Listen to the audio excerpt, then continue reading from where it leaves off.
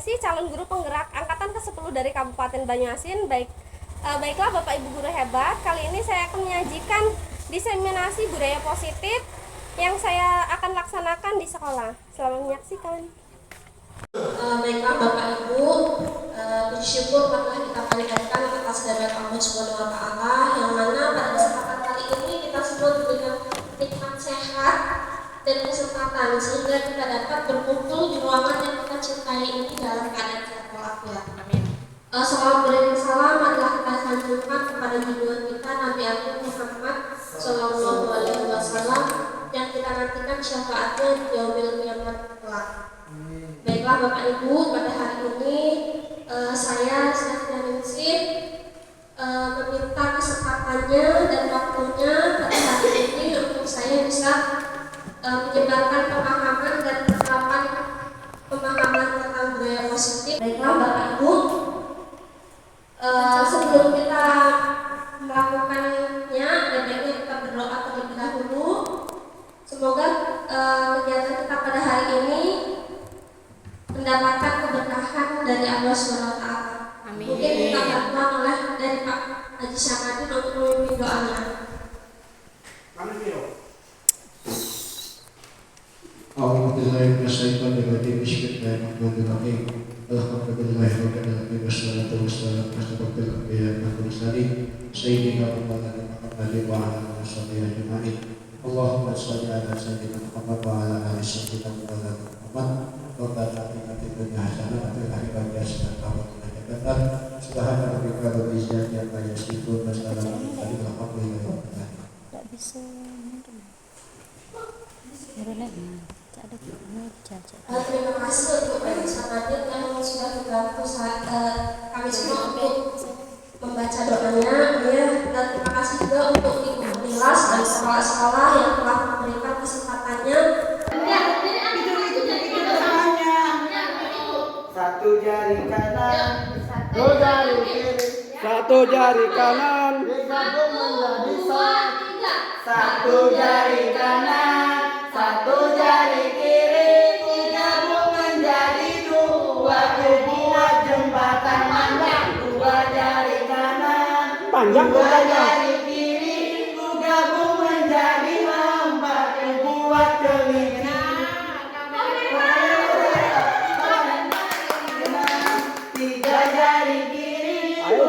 Menjadi anakku buat empat jari kanan, empat jari kiri, ku gabung menjadi empat. Ku buat telinga kelinci, lima jari kanan, lima jari kiri, ku gabung menjadi 10. Ku siap berdoa. Amin.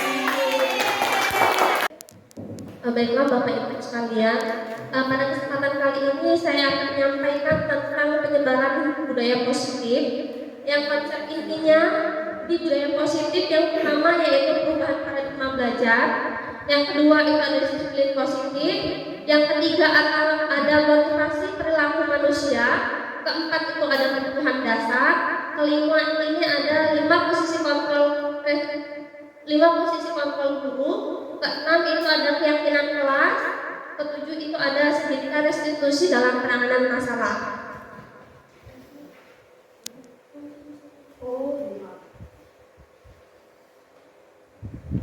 Baiklah, di sini ada perubahan paradigma belajar.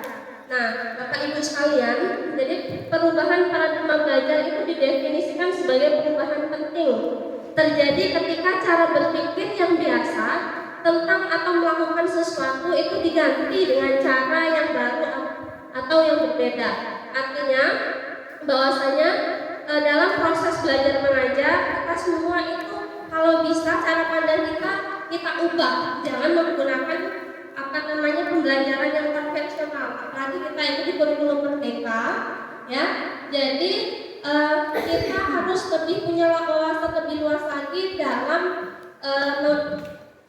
melaksanakan pembelajaran kelas, ya. Selanjutnya itu pembelajaran dengan paradigma dirancang berdasarkan prinsip pembelajaran yang berdiferensiasi.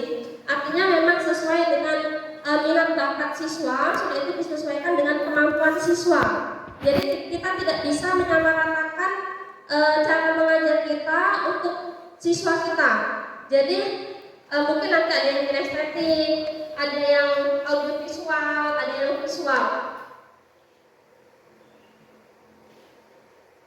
Nah, mengenai disiplin positif, nah disiplin positif ini merupakan salah satu cara penerapan disiplin yang bertujuan untuk menumbuhkan kesadaran. Jadi kita garis bawahi bahwasanya disiplin positif ini untuk menumbuhkan kesadaran serta memberdayakan murid untuk melakukan sesuatu tanpa sogokan, tanpa ancaman maupun hukuman dan penghargaan. Artinya kadang Bapak Ibu semuanya kita ini menyuruh siswa itu artinya kita tuh siswa melakukan segala sesuatu itu karena kita yang menyuruh, bukan atas kesadaran siswa ataupun tanggung jawab dari diri siswa sendiri. Jadi dengan adanya disiplin positif nantinya kita bisa menumbuhkan kesadaran siswa melakukan sesuatu. Misal ketika siswa melihat sampah yang ada di halaman atau lingkungan sekolah, siswa itu kalau misal kita yang menyuruh artinya dia belum punya disiplin positif, ya. Artinya dia melakukan sesuatu atas dasar motivasi dari luar karena takut dihukum guru atau mungkin karena nanti supaya dapat ujian, ya. Selanjutnya. Nah, di sini motivasi perilaku manusia itu ada 3. Yang pertama, seseorang itu melakukan karena untuk menghindari ketidaknyamanan atau hukuman. Jadi seperti yang saya katakan tadi, bahwasanya kadang seseorang itu melakukan karena memang motivasi dari luar, yaitu berupa hukuman. Kadang siswa itu kan takut kalau misal kita suruh nak pungut sampahnya, kalau tidak ada hukumannya. Nah itu kadang yang menjadi motivasi siswa melakukan sesuatu. Nah yang kedua itu untuk mendapatkan imbalan atau penghargaan dari orang lain.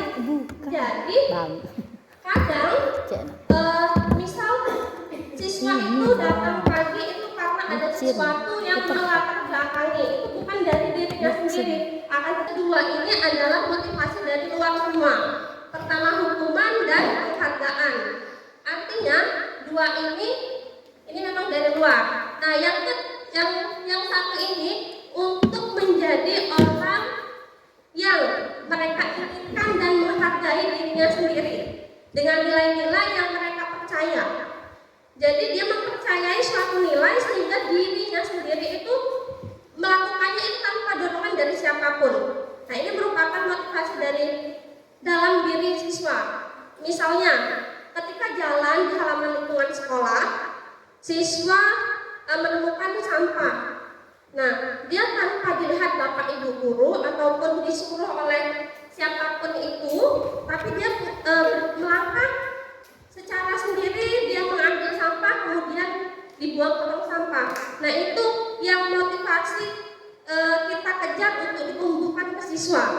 Jadi kita sebagai guru kalau bisa setelah kita berikan motivasi dari luar langsung tumbuh kesadaran dan untuk melanjutkan kehidupan selanjutnya itu memang ada kesadaran siswa itu sendiri.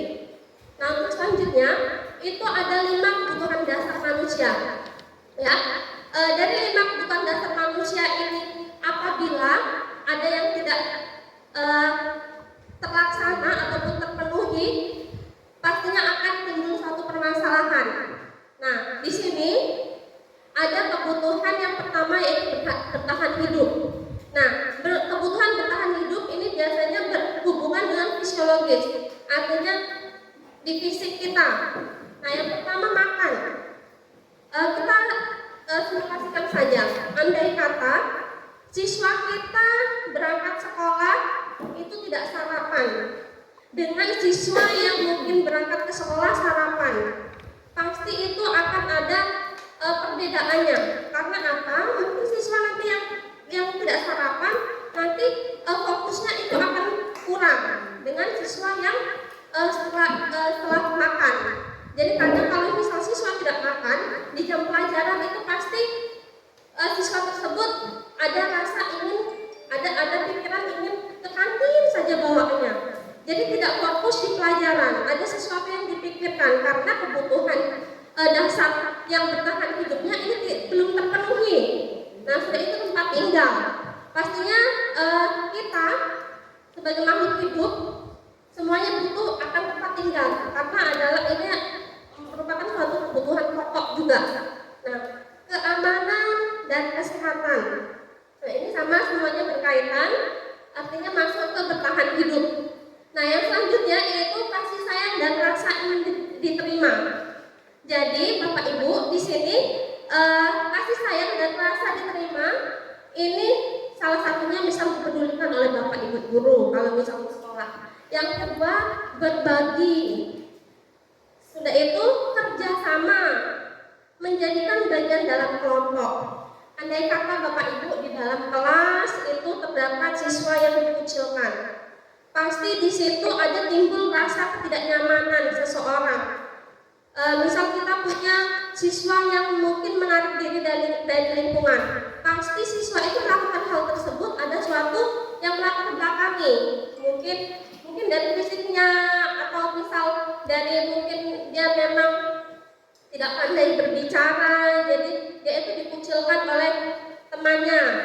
Nah, ini biasanya orang-orang tersebut biasanya rasa ataupun untuk kasih sayangnya itu merasa dirinya kurang. Artinya itu akan nanti menimbulkan suatu permasalahan kalau misal ini tidak segera mendapatkan solusi. Nah, selanjutnya itu penguasaan, ya. Ini berhubungan dengan harga diri.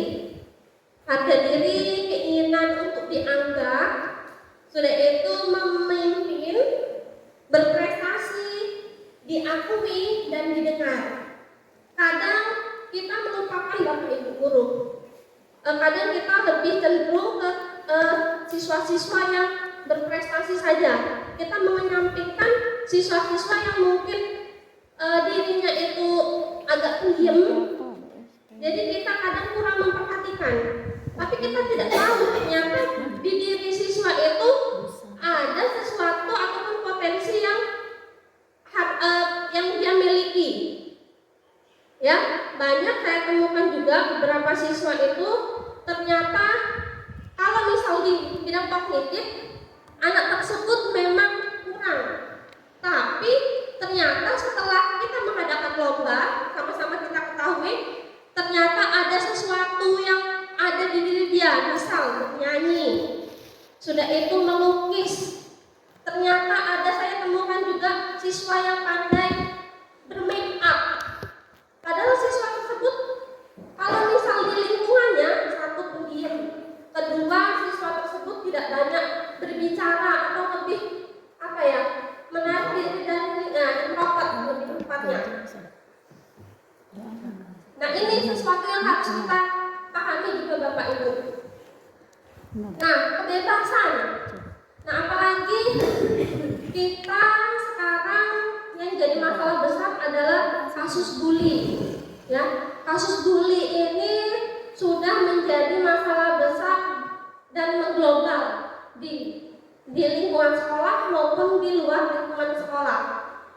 Nah, tentang kebebasan ini sangat berhubungan erat dengan kasus bully. Kalau misal kasus bully itu mungkin kalau misal siswa itu menganggap sekedar guyon, cuma manggil nama orang tua saja, kok itu dibilang bully. Nah, kita seharusnya yang memberikan pengertian kepada teman-teman sekalian, kepada siswa, bahwasanya hal-hal sepele yang menurut dia itu bukan bully, ternyata dampaknya kalau dilakukan secara terus-menerus itu akan berdampak buruk. Bahkan di beberapa kasus itu ada yang sampai di kematian, bahkan bunuh diri. Itu pernah saya tayangkan video itu untuk pas di bimbingan klasikal, itu saya tontonkan video tentang kasus bully yang awalnya cuma ngejek-ngejek yang menurut kita guyon, ternyata kalau misal dilakukan secara terus-menerus, anak bisa menyikapi dan tidak bisa menanggapi apa yang dilontarkan oleh teman, ternyata bisa menyebabkan depresi seseorang. Akhirnya anak tersebut merasa dirinya tidak berharga lagi, tidak lagi memperoleh kebebasan, ya. Nah, selanjutnya itu kesenangan. Hidup di dunia ini rasanya kalau misal tidak senang itu pastinya banyak yang kurang, ya. Jadi tidak seputar hanya kesedihan saja. Ada kalanya dan harus kita menemukan suatu kesenangan, misal bermain. Jadi kalau itulah mungkin di kurikulum merdeka kenapa banyak sekali kita adakan ice breaking, karena memang kita salah satu kebutuhan dasar manusia itu bermain, rasa humor, sudah itu antusiasme, tertawa, itu bagian dari kebutuhan dasar. Coba kita perhatikan siswa yang kurang tertawa, karena itu sudah masuk kebutuhan dasar.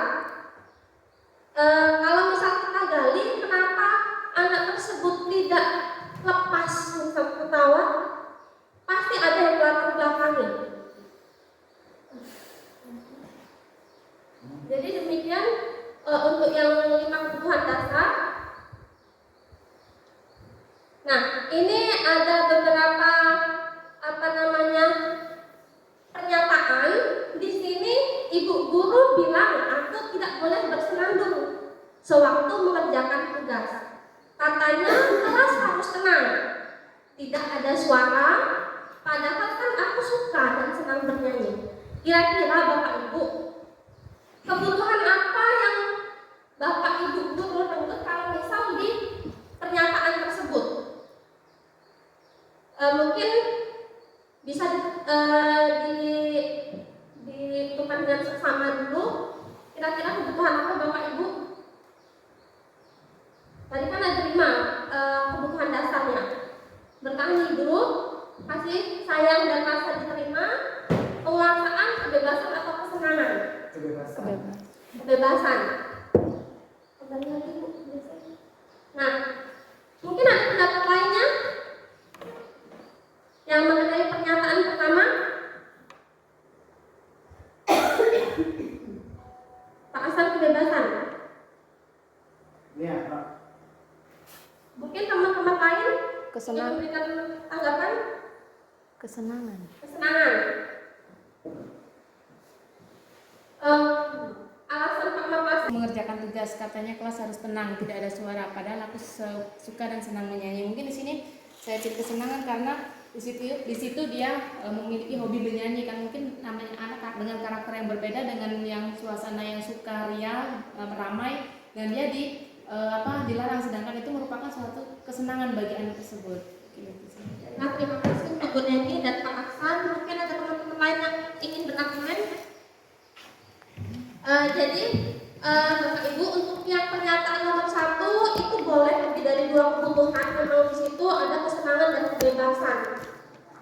Nah, untuk yang selanjutnya, Ibu guru tidak menyataku hari ini.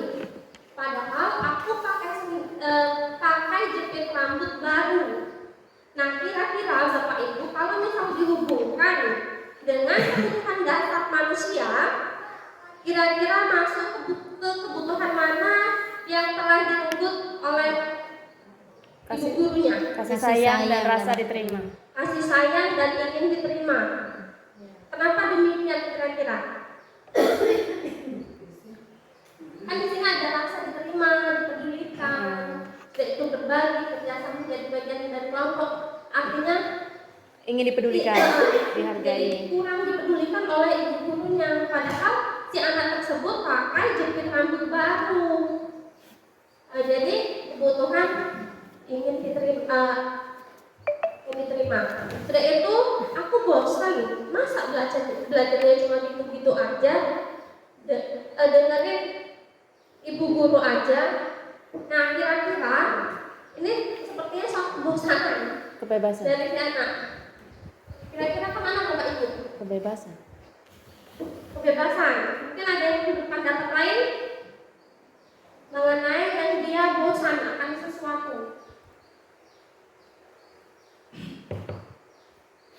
Sepakat? Untuk kebebasan. Kebebasan.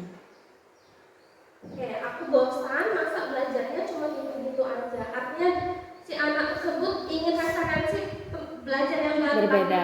Hal yang Jadi baru. tidak bosan. Oke. Nah, untuk yang selanjutnya, aku sebel gambarku tidak rapi. Malah ibu guru nunjukin ke teman-teman di kelas. Kira-kira Bapak Ibu, kebutuhan mana yang sedang dialami oleh anak tersebut?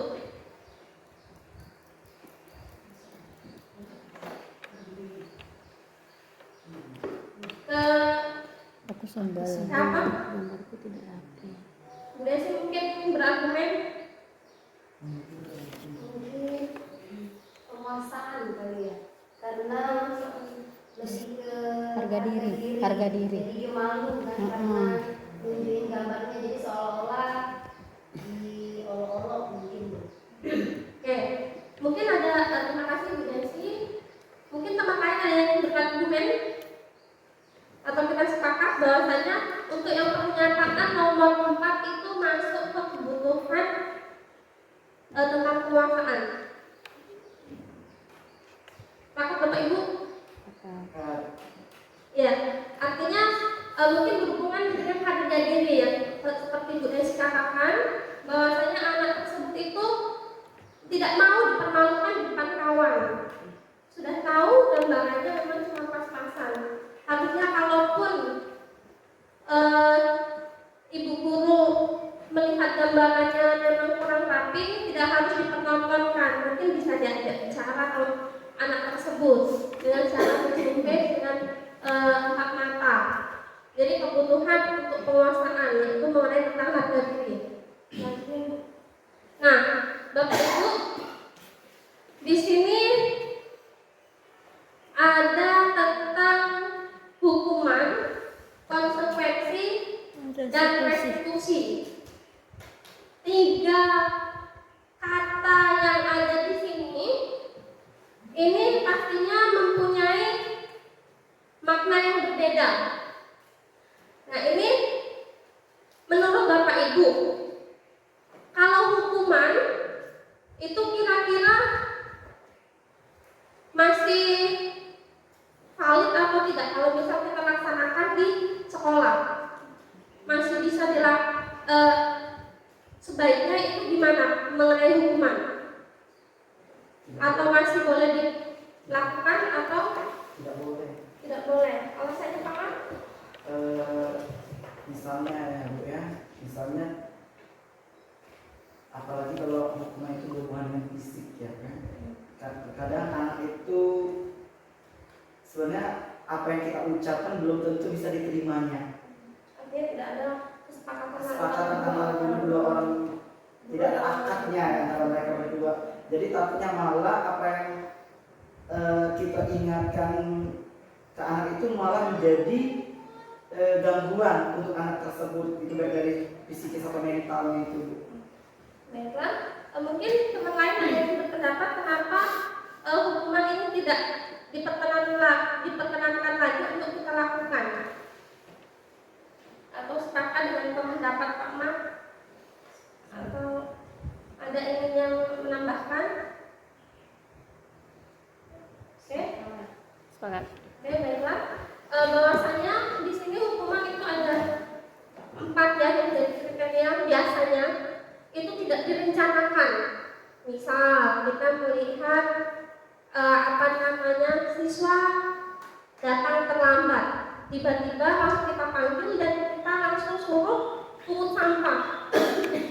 Nah, itu karena dia itu secara tiba-tiba, belum ada kesepakatan antar kita. Sudah itu murid tidak tahu apa-apa yang akan terjadi atau tidak dilibatkan karena dilakukan secara tiba-tiba, tidak direncanakan, bersifat satu arah. Artinya untuk kita tidak memikirkan kira-kira manfaatnya untuk apa itu. Jadi hanya bersifat satu arah. Yang penting dia melanggar langsung kita hukum. Dia tanpa bertanya dulu kenapa dia terlambat. Sudah itu berupa hukuman fisik. Biasanya hukuman itu berupa hukuman fisik atau psikis, artinya mengancam, lebih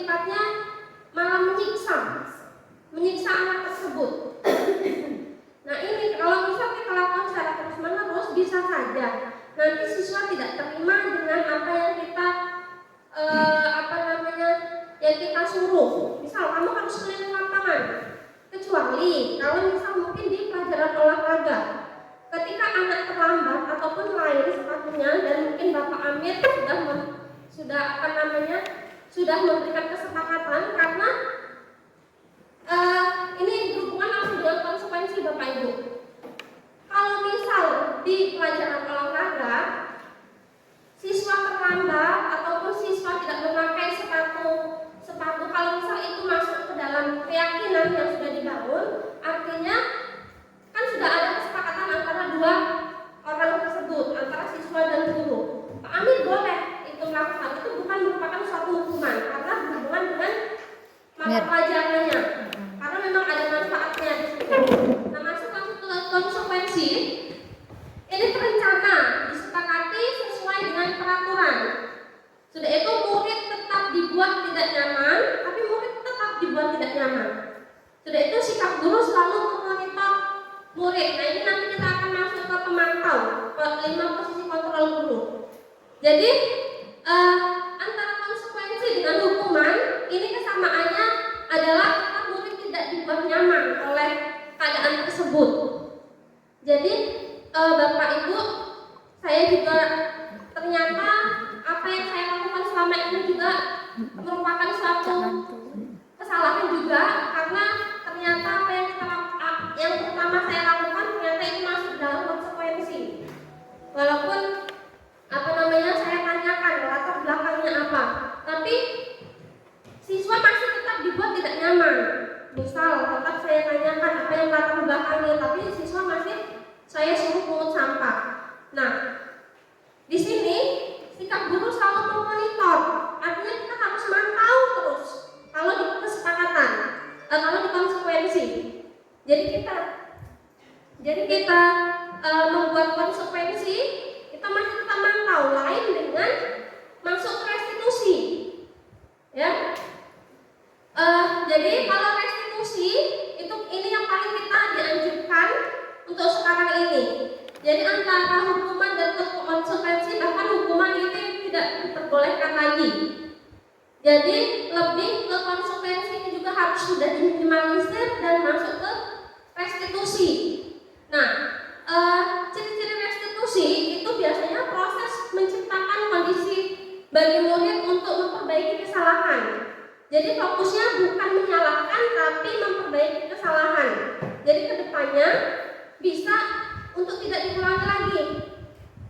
Ya, sudah itu proses kolaboratif yang mengajarkan murid untuk mencari solusinya sendiri. Mungkin kita contohkan di simulasi kasus kan, kalau misal kita cari hal yang global saja, yang permasalahan yang sering kita temui saja, siswa terlambat misal. Nah, di situ kalau di segitiga restitusi, dalam melakukan restitusi biasanya kita harus menanyakan dulu alasannya kenapa, apa yang melatar belakangi, ya. Jadi kita tanyakan latar belakang dia kenapa, mungkin di rumah bisa saja harus membantu ibunya, atau mungkin di jalan pecah ban, kita tidak tahu. Nah, di situ juga kita tawarkan, ya, alternatif masalah itu datangnya dari siswa juga.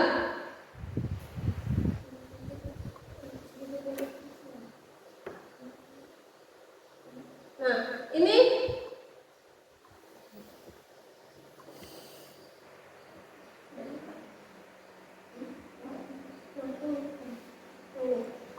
di sini ada lebih jelasnya kita lihat di sini Bapak Ibu antara perbedaan hukuman dan konsekuensi.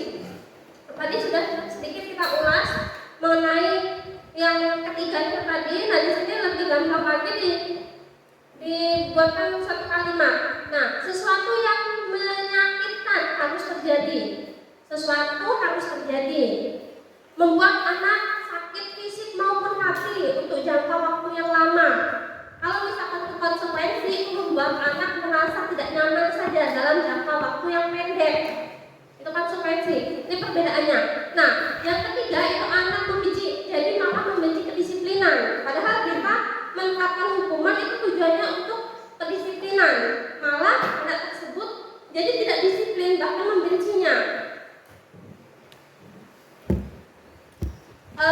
Sudah itu stimulus tanggapan, ya itu untuk konsekuensi.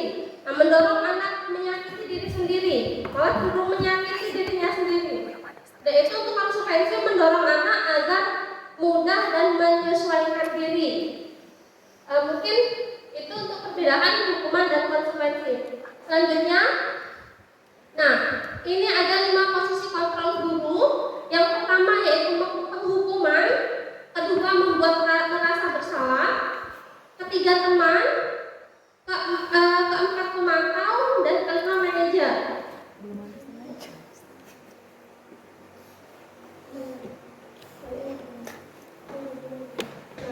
Nah, untuk yang 5 posisi kontrol guru, nah di sini ada 5 posisi kita sebagai guru. Nah, yang paling dianjurkan adalah sebagai manajer. Kenapa semuanya tidak dianjurkan?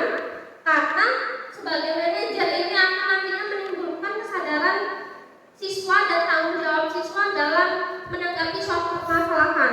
Kalau misal kita sebagai pemantau terus, jadi dia tidak punya kemandirian untuk menyelesaikan suatu permasalahan.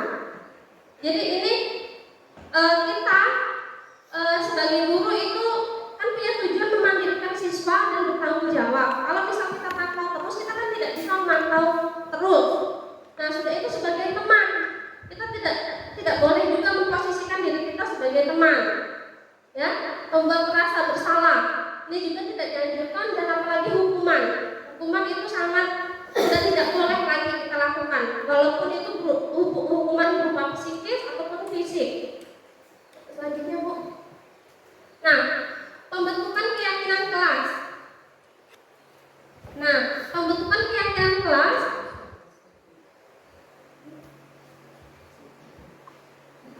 itu bersifat abstrak, berupa pernyataan universal, dibuat dalam pernyataan positif. Jadi tidak boleh lagi kalau misal kita buat keyakinan kelas itu dilarang.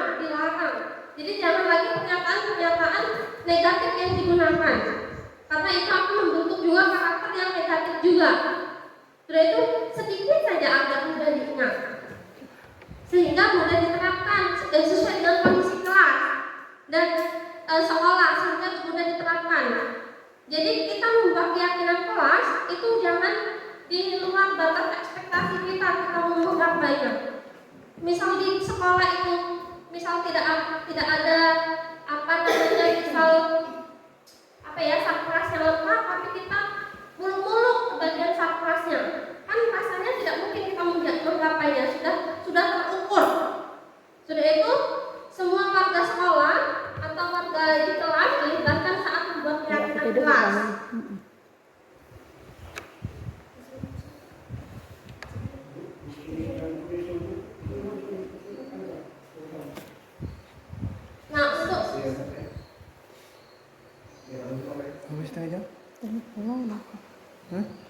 Nah, untuk keyakinan kelas ini ada untuk pertanyaan, mengapa keyakinan kelas? Mengapa bukan peraturan kelas? Kira-kira Bapak Ibu, kenapa sih kita ini kan masih ada nih beberapa di ruang kelas kita itu ada peraturan kelas, dan ternyata kita dianjurkan untuk ke keyakinan kelas. Kira-kira kenapa Bapak Ibu? Kenapa harus keyakinan kelas bukan peraturan kelas? Mungkin ada Bapak Ibu yang ingin menjawab dari pertanyaan di slide PowerPoint. Udah sih mungkin.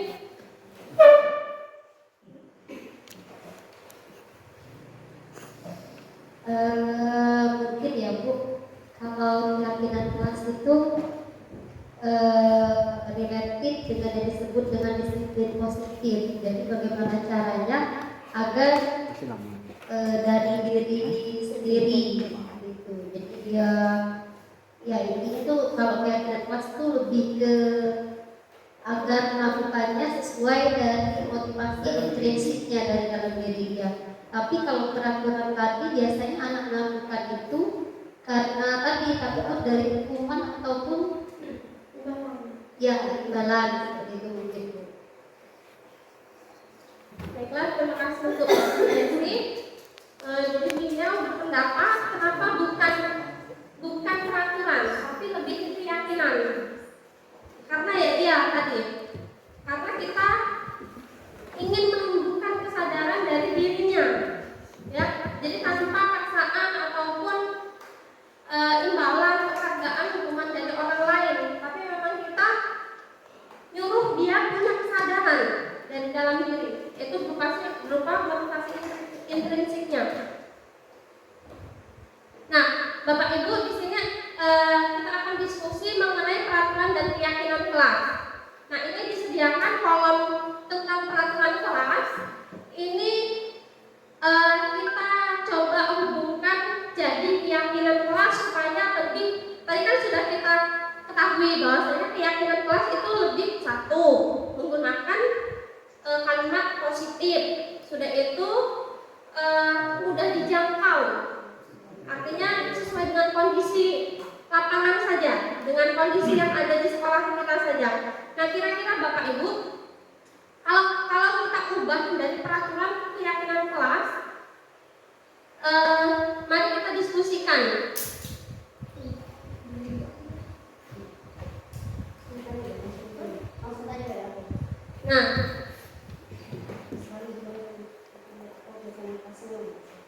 Nah, kalau misal untuk yang nomor pertama, kalau selalu kembalikan buku ke tempatnya.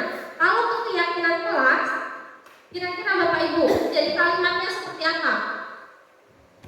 Lebih positif lagi bahasanya. Selalu kembalikan buku ke tempatnya. Menaruh buku ke tempatnya. Meletakkan Menaruh Atau meletakkan. meletakkan buku meletakkan buku ke tempatnya. Ya. atau boleh Meletakkan ada buku ke tempatnya. boleh ada kata perintah ya, misalnya tolong kembalikan, tidak boleh ya. Tidak, lebih ke kalimat biar dia itu kalau tolong itu kan masih apa ya, perintah kan, tapi letakkan buku ke tempat semula. Letakkan Letakkan.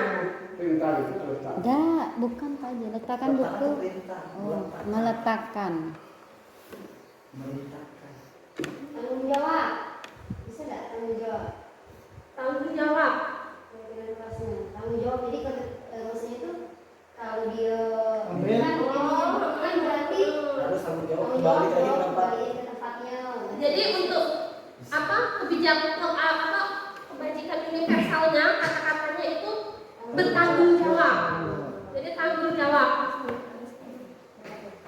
Jadi tanggung jawab. Artinya keyakinan kelasnya itu tanggung jawab. Nah, selanjutnya dilarang mengganggu orang lain. Kalau dinilai kebajikan universal, kira-kira kalau misalnya untuk pernyataan yang lebih positif itu apa ya kira-kira? Tidak mengganggu orang lain. Tidak mengganggu orang lain, lebih universal, lebih mencakup keseluruhan. Dilarang nggak boleh tidak. Menghargai boleh bisa. Saling menghargai. Menghargai bisa. Nah, artinya yang kedua itu sepakat bahwasanya kita ganti kalau misal keyakinan kelasnya jadi saling menghargai. Ini Nah, coba ketemu. untuk yang ketiga, hadir di sekolah 15 menit sebelum pembelajaran dimulai. Nah, Bapak Ibu, Datang tepat Tepat waktu. waktu. Tepat waktu. oke, tepat waktu. Nah, ini ada lagi pernyataan nomor 4, dilarang melakukan kekerasan. Kira-kira apa Bapak Ibu? Damai itu indah.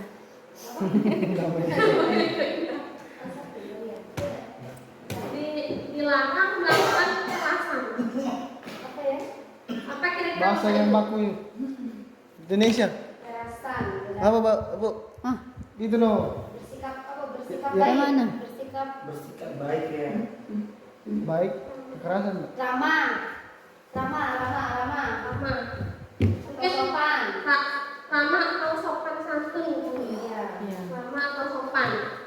Saya no to drugs. Nah, Tidak ada kelima itu dilarang menggunakan narkoba. Saya nonton drugs. Kira-kira apa Bapak Ibu? Kalau misal berubah jadi keyakinan kelasnya, dilarang Menggunakan narkoba. Tidak pada narkoba. Jangan memakai di kalimat. Barang Kira-kira apa Bapak Ibu? kalau jauh itu perintah ya jauh. Menjauhi, yo ada Iya, ada konjungsi. kata konjungsi Ada kata konjungsinya. Jangan. Dilarang menggunakan narkoba. Tidak boleh menggunakan narkoba. Dilarang menggunakan narkoba. Kira-kira yang tepat untuk bisa jadi keyakinan kelas apa Bapak Ibu? Hindari narkoba. Hindari narkoba. Gimana sih? Perintah itu. Negatif. Kata perintah kan positif.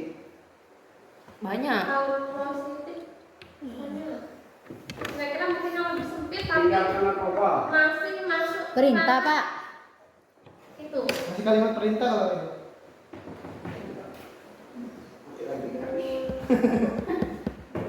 Kalau Bapak Ibu, Masalahnya narkoba ini. Kata-kata narkoba ini ya. saya kira Bapak Ibu Karena kalau narkoba ini kan memang dilarang. Kesehatan, sepertinya kesehatan. Karena mengganggu kesehatan yang mungkin ya. Ya. menjaga kesehatan ya. Selanjutnya, bergantian atau menunggu giliran. Antri. Budaya antri. Budaya antri. Ya antri lah. Bergiliran. Disiplin ya. Ya disiplin masuk disiplin. Ya, disiplin. Disiplin ya. Ya, Masuk disiplin. sepakat untuk yang bergantian atau menunggu giliran kita sepakati untuk keyakinan kelasnya yaitu disiplin. Nah selanjutnya gunakan masker. Kesehatan. Nah Masker bukan yang kesehatan kesehatan ya. Jadi balik lagi seperti yang pernyataan nomor berapa tadi Bapak Narkoboy. Lima. Ya. Yang terakhir jangan berlari di kelas atau koridor. Berhubungan dengan Ketertiban. Ketertiban. Ketertiban. Kenyamanan Ketertiban, kenyamanan, dan ketertiban, kenyamanan dan keamanan. Disiplin. Satu coba Bapak Ibu yang kita sepakati. Jangan mengulangi disiplin. Tertib lah. Ketertiban. Oke. Kita sepakati ketertiban ya, tertib. Oke. Selanjutnya Desi. Nah, kita cross check untuk jawabannya. Yang pertama yaitu kita ternyata tanggung jawab. Benar ya. Nah, tadi ya kita sepakati. Sudah itu yang kedua. Menghormati orang. Menghormati orang lain. Benar. Benar, Pak. Sudah itu menghormati orang lain dan berkomitmen. Komitmennya yang Tepat waktu tadi. Tepat waktu komitmen. Ya, masuk ke komitmen ya. Sudah itu keselamatan dan menghormati orang lain. Ya, menghargai tadi kan. Oke, dengan tadi. Selanjutnya, Kesehatan. Masuk benar. menggunakan narkoba kesehatan. Ya, tadi sesuai. Menghormati orang lain. Bersabar. Antri, antri. Iya, Disiplin. tadi disiplin juga.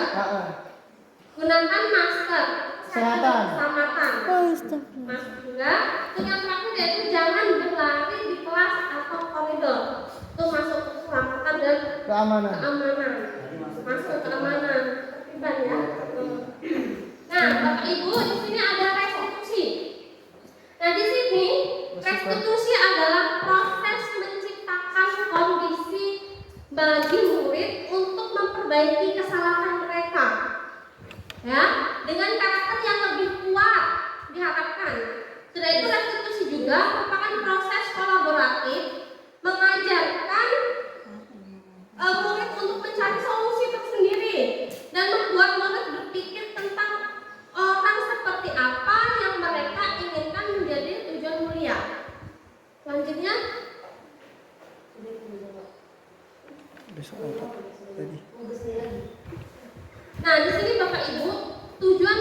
dasar segitiga restitusi, yaitu sisi 1 menurut Bian mengubah identitas anak yang bersalah dari gagal menjadi sukses. Jadi ada 3 tahapan restitusi segitiga restitusi, yaitu menstabilkan identitas, 2 itu validasi tindakan yang salah, 3 itu menanyakan keyakinan. Jadi di sini kalau misal kita menemukan suatu kasus, kita stabilkan dulu identitasnya. Misal dengan kata-kata, ibu juga pernah melakukan hal tersebut, namanya juga manusia biasa, pastinya ada kesalahan. Nah, sudah itu pernyataan-pernyataan yang seperti itu, artinya kita menstabilkan anak terlebih dahulu, ya. Jadi jangan kita tiba-tiba langsung menyalahkan, ya. Kita stabilkan dulu, biar dia itu lebih rileks, lebih bisa menerima kalau misal kita ajak berdiskusi. Oh, artinya bukan saya saja yang melakukan hal tersebut, tapi punya kewajiban untuk kita memperbaiki kesalahan tersebut. Misal dengan pertanyaan atau dengan pernyataan, iya wajar kamu melakukan itu. Mungkin ibu kalau misal di posisi kamu akan melakukan hal yang sama. Nah, artinya anak tersebut masih bisa kita terima. Berarti yang kedua, validasi tindakan yang salah. Misal kita ajukan pertanyaan, nah kira-kira kalau kamu melakukan hal tersebut, apakah itu salah atau benar? Jadi kita tanyakan dulu. Kalau misal si anak tersebut sudah berbicara, iya bu, saya salah. Nah, artinya bukan kita yang menyalahkan, tapi dia sendiri yang mengakui kesalahannya dan ingin pasti memperbaikinya. Kalau misal dia sudah sadar dengan kesalahannya, dia pasti nantinya mau ingin memperbaiki kesalahannya. Sudah itu, yang ketiga itu menanyakan keyakinan. Nah, menanyakan keyakinan adalah tahap terakhir, di mana kalau misal kita sudah melalui tahapan tersebut, kita tanyakan keyakinan. Sekarang ibu tanya, masih ingat dengan keyakinan kelas yang ada di kelas kita? Misal, kalau misal itu ditanya dulu, masih bu, misal apa? Kalau misal kasusnya tentang terlambat, artinya apa keyakinan kelas di sana? Disiplin misal. Nah, dari disiplin itulah ya, itu keyakinan kelasnya. Kita nanti akan gali untuk menemukan solusi. Jadi nanti akan ada alternatif solusi untuk menyelesaikan masalah tersebut.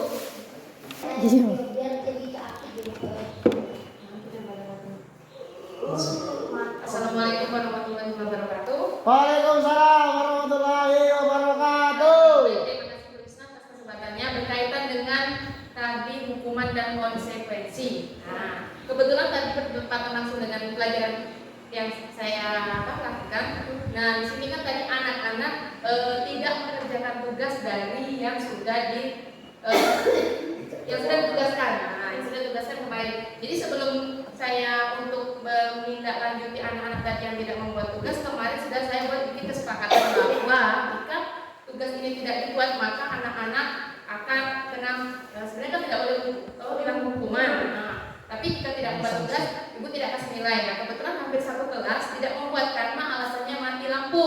Nah, di sini saya ingin bertanya kepada Bu Lisna, seandainya ini saya membuat anak-anak itu untuk membuat tugas, tapi kondisinya tidak di kelas karena yang serasa tidak ada dengan yang anak, ada 3 orang anak yang membuat tugas, itu tugasnya ada 45 soal untuk kisi-kisi ujian. Dan saya carikan, jadi saya kasihkan ke anak itu memang dalam bentuk PDF kan. Nah, tapi karena alasannya mati lampu nggak bisa memprint Bu, padahal itu sudah dipoto di grup kan. Terus ada lagi yang bilang halus Bu, banyaknya. Nah, jadi dari hal yang saya lakukan tadi, saya suruh anak membuat tugas itu tadi, menurut Bu Lisna itu termasuk hukuman atau konsekuensi. Oke, terima kasih. Terima kasih untuk Ibu Neni yang telah mengajukan pertanyaan, karena tadi berhubungan langsung dengan kegiatan belajar mengajar yang hari ini Ibu Neni lakukan. Karena memang tadi kondisi kita sedang mati lampu ya.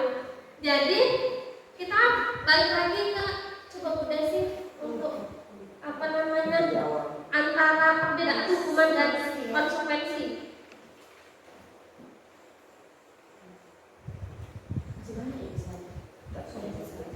Nah, tadi itu memang karena memang sudah kesepakatan antara dua belah pihak, antara guru dan siswa. Kalau misal ada kesepakatan, itu merupakan suatu konsekuensi, maksudnya karena memang disepakati dan tidak secara tiba-tiba. Tapi sebenarnya yang dalam tanda kutip karena memang latar belakangnya itu karena mati lampu. Tapi sebenarnya mati lampu itu kan bisa ditulis, iya.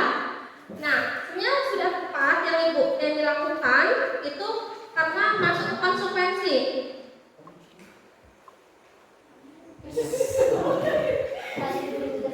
Nah, tugas yang Ibu Nek kasih soal yang masih berhubungan dengan novel, artinya masih relate, ya, masih masuk ke konsekuensi. Jadi masih Masalahnya aku semua cuma ngomongin gawe-gawe. Ya Allah, yang lain itu ya dia males. kalau misal males itu sebenarnya Ada yang ngomongin ibu jago ada yang mak berkebun. Banyak alasan. Jadi ada latar belakangnya. iya ada yang latar belakangnya, tapi kalau sudah dibuat kesepakatan antara keduanya itu Tanggung jawab. tanggung jawab. Tapi kalau misal memang hal itu tuh di lain masalahnya itu tidak mati lampu, itu nanti bisa dilakukan sedikit dari diskusi juga. Kita lihat dulu. Karena deadline-nya. Ya.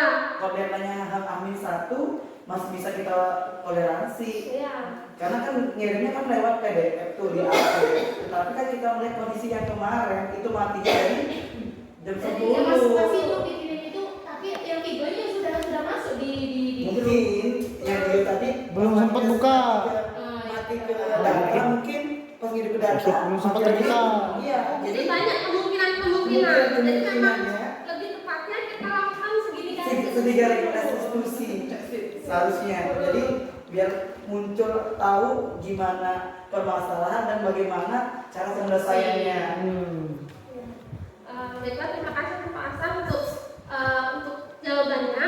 Jadi benar sekali bahwasanya kadang kalau misal kita sebagai guru itu kadang melihat dari sudut pandang satu saja. Kita tidak melihat mungkin ada siswa yang kuotanya habis mungkin ada juga kondisinya yang Jaringannya susah. kondisi perekonomian. Tapi yang benar memang sudah dikasihkan tugas itu pastinya bulan ini sudah ngasih tahu dulu kan. Kalau mau ngirim kan, sebenarnya itu balik lagi ke apa ya? Karena sudah konsekuensi itu antara belah pihak. Sudah kesepakatan ya. Ya. Jadi itu Ibu Neni untuk jawabannya. Terima kasih juga teman-teman yang sudah membantu. Mungkin ada pertanyaan lagi Bapak Ibu? Silakan Pak. Ini agak sedikit melenceng Bu. Karena kita kan sudah mau menghadapi penghujung semester 2 nih Bu Isna ya. Jadi kami sebagai wali kelas itu karena di kurikulum Merdeka Mengajar itu tidak lagi dituntut untuk memberikan reward atau penghargaan dalam bentuk ranking 1, 2, 3. Jadi bagaimana kami sebagai wali kelas, cara kami mengapresiasi anak-anak yang memiliki minat dan bakat yang berbeda. Apakah seluruh anak itu wajib kita kasih? Misalnya kita dalam satu kelas itu 30, apakah 30 itu semuanya harus kita kasih atau bagaimana Bu Isna? Menurut cara pandang Bu Isna sendiri. Terima kasih. Baiklah, terima kasih untuk Pak Mat Hasan yang telah memberikan pertanyaan. Ya, baiklah kita diskusikan sama-sama. Untuk pengetahuan yang telah saya dapat dari saya baca dari LMS, yaitu Zoom dengan instruktur, PP dan fasilitator. Ternyata saya ini juga awalnya salah kaprah. Karena saya sendiri juga melakukan. Jadi dulu itu kalau misalnya ada sesuatu lagi saya kasih piagam sertifikat. Ternyata itu tidak siswa itu pastinya mempunyai kecerdasan itu masing-masing. Jadi punya potensi masing-masing. Mungkin ada anak yang bisa lebih penyabar, ada anak yang bisa mungkin di situ rajin, walaupun dari tingkat kognitifnya itu kurang misal. Ada mungkin anak yang lebih lincah atau aktif, tapi kognitifnya kalau di kelas itu sangat kurang. Tapi kalau misal masalah bantu bapak ibu guru atau misal melihat sesuatu yang dia rasa kurang seret dan itu hal positif dia lakukan, itu kan salah satu nilai positif juga. Jadi dari pengetahuan yang telah didapat, ternyata kalau misal kita ingin memberikan reward, itu semuanya harus diberikan reward. Jadi ini juga menjadi dilema juga untuk kita bapak ibu. Nanti kita mungkin ada PR untuk menjelaskan ke wali muridnya, kenapa anak saya ini tidak ada rankingnya sekarang. Jadi ini juga sempat saya tanyakan, karena kita juga kalau misal langsung saja, mungkin ini juga kita menjadi bahan diskusi di sini juga, kira-kira bagaimana nanti strategi kita agar tidak terkejut mungkin wali muridnya. Ini Bu, potong sedikit Bu, tapi kan misalnya sekolah ya, ini ada 3 SMP, ada yang namanya jalur prestasi, itu dinilai dari mana? Nilai. Sebenarnya kalau misal ini juga sudah berdiskusi dengan teman guru pemerintah juga, sebenarnya kalau misal masih dalam bentuk angka Bu Desi ya, yang sudah kita bicarakan, sebenarnya susah kalau untuk kalau misal kita tuh masalah ribet sama ranking itu. Mungkin Krisna tambah sedikit, kita lihat dulu prestasinya, apakah prestasinya itu dari bakat atau minatnya ataukah dari akademiknya. Berarti prestasi itu bisa juga lewat dari ekskul yang dia ikuti atau misalnya lomba-lomba di luar non akademiknya, ya bisa dimasukkan di jalur prestasi. Kalau ini kan yang kita bahas ini adalah pemberian reward untuk ranking. Kalau untuk yang apa itu? Mungkin Ibu Desi ingin menambahkan, karena memang sudah sempat bicara kan dengan Ibu Desi masalah yang perhubungan dengan reward. Maksud Ibu Neni itu ketika dia lulus SMA biasanya kan memang diminta juara prestasi, Ada jalur donasi, ya, jadi kalau prestasi diukur dari mananya gitu. ya. Jadi kalau sedang di orang kita nggak ada lagi, nggak boleh lagi. kalau memang kita seperti itu, sekolah boleh memberikan surat keterangan bahwa memang anak itu mendapatkan peringkat bisa ya Bu. Karena yang namanya selagi rapor kita itu masih berbentuk angka, maka pasti akan ada yang terakhir dan Mungkin di tidak bawah tulis di raport kali ya, dan tidak memberikan penghargaan piagam penghargaan tadi. Apakah itu khusus untuk yang masuknya Bu Risna yang kurikulum merdeka saja? Mengingat kan kita di tahun ini hanya di kelas 7 saja yang kurikulum merdeka. Untuk kelas 1 dan kelas 9 itu masih kan 13. Ataukah itu harus disamakan atau kita tetap bedakan antara per kurikulumnya? Kalau menurut saya, karena ini ya Pak ya, supaya nanti malah tidak timbul ricuh kok dia dapat beda, sebaiknya sekarang kita samakan saja, tidak usah kita kasih reward, tidak usah kita kasih penghargaan gitu ya. Terus kalau untuk masalah piagam reward tadi, memang benar Pak Aslan, memang harus semuanya ya Bu Risna ya. Hanya saja mungkin bentuknya ini Berbeda-beda. Karena keunikan anak itu kan Ada lagi didangkakan, didangkakan, misalnya.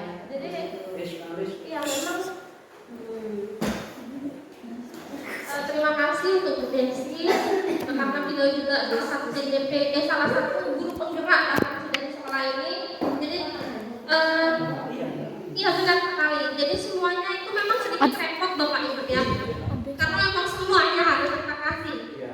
Tapi yang mau bagaimana lagi, kita sudah berkecimpung jadi pendidik, yang mau tidak mau, karena itu merupakan hak anak ya.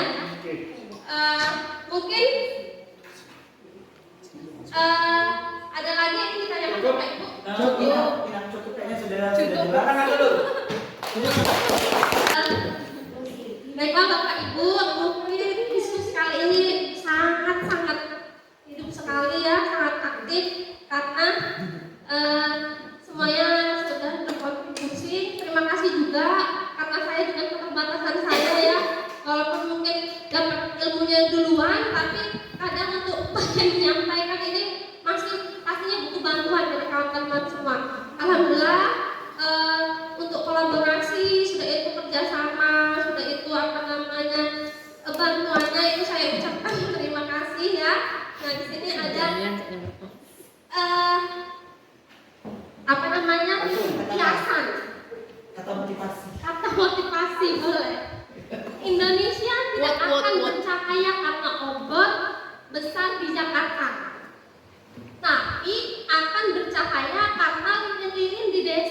atau Johana. Kira-kira apa?